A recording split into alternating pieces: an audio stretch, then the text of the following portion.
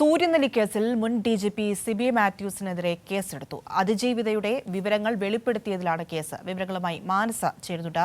മാനസ, ഈ കേസിന്റെ കൂടുതൽ വിവരങ്ങൾ എന്താണ്?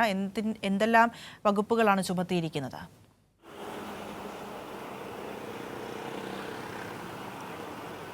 തീർച്ചയായും പ്രിയ, ഈ സൂര്യനെല്ലി കേസിൽ അതിജീവിതയുടെ വിവരങ്ങൾ വെളിപ്പെടുത്തിയതിനെ തുടർന്നാണ് മുൻ DGPക്കെതിരെ നടപടി സ്വീകരിച്ചിരിക്കുന്നത്. മുൻ DGP സിബി മാത്യുവിനെതിരെയാണ് നിലവിൽ കേസ് എടുത്തിരിക്കുന്നത്.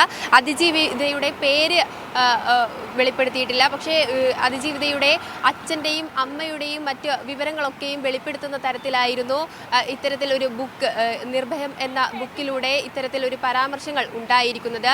ഇതിനെ തുടർന്നാണ് സർവീസ് സ്റ്റോറിയിലെ ഈ പരാമർശങ്ങൾ ചൂണ്ടിക്കാട്ടി കേസിന് പോയത്. ഒപ്പം തന്നെ ഈ കേസെടുത്തത് ഹൈക്കോടതി നിർദ്ദേശത്തിന് പിന്നാലെയാണ്. നിലവിൽ IPC 228A 34 വകുപ്പ് പ്രകാരമാണ് ഈ മുൻ DGPക്കെതിരെ കേസെടുത്തിരിക്കുന്നത്. ഇത്തരത്തിൽ കേസ് നടന്നുകൊണ്ടിരിക്കെ അല്ലെങ്കിൽ കേസിന് ആസ്പദമായ സംഭവങ്ങളിലൊന്നും ഇരയുടെ പേര് അല്ലെങ്കിൽ അതിജീവിതയുടെ പേര് വ്യക്തമാക്കുന്ന തരത്തിലൊന്നും തന്നെ ഉൾപ്പെടുത്താൻ പാടുള്ളതല്ല. അതിനിടയിലാണ് ഇത്തരത്തിൽ ഈ DGPയുടെ ഭാഗത്തു നിന്നും തന്നെ ഇത്തരത്തിലൊരു നടപടി ഉണ്ടായിരിക്കുന്നത്. അതുകൊണ്ട് തന്നെ തിരുവനന്തപുരം മണ്ണന്തല പോലീസാണ് ഈ ഹൈക്കോടതി നിർദ്ദേശത്തിന് പിന്നാലെ സിബി മാത്യുവിനെതിരെ കേസെടുത്തിരിക്കുന്നത്. ശരി, മാനസയാണ് വിശദാംശങ്ങൾ നൽകിയത്.